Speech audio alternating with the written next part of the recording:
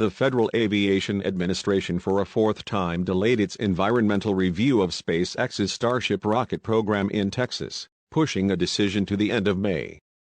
SpaceX needs a license from the FAA to conduct further Starship flight tests and begin operational launches from its private facility in Boca Chica, Texas. The FAA, which began its environmental review in November 2020, delayed making a decision 3 previous times in the past 5 months, from December 31 to February 28 to March 28 to April 29, and now expects to release the assessment on May 31.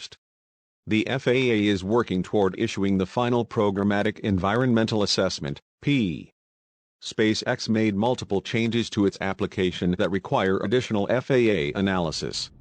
The agency continues to review around 18,000 general public comments, the regulator said in a statement. Starship is the nearly 400-foot-tall, reusable rocket that SpaceX has been developing, with the goal of creating a vehicle that can carry cargo and groups of people beyond Earth. The rocket and its Super Heavy booster are powered by SpaceX's Raptor series of engines.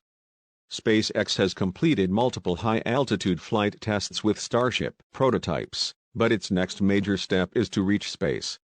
While that milestone was expected to be reached last year, development progress has been delayed.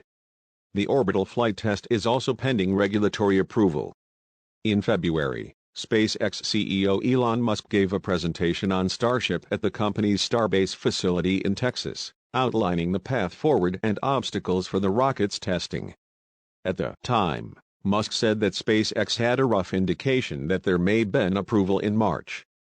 But, in lockstep with the FAA's delays, Musk since said he hoped SpaceX would be able to launch the first Starship orbital flight in May, which, following Friday's FAA update, is now pushed to no earlier than June. One consideration for Musk and SpaceX is what the company would do with its Starship development program if the FAA decides a more in-depth assessment is required. In that scenario, which would likely mean a launch hiatus from Starbase for additional years, Musk has said that moving Starship operations to Florida's Cape Canaveral would be the most likely alternative. Already, SpaceX has begun building a launch pad for Starship on the grounds of Launch Complex 39A at NASA's Kennedy Space Center, which SpaceX leases from the agency. Worst-case scenario is that we would be delayed for 6 to 8 months to build up the Cape launch tower and launch Starship from there, Musk said in February.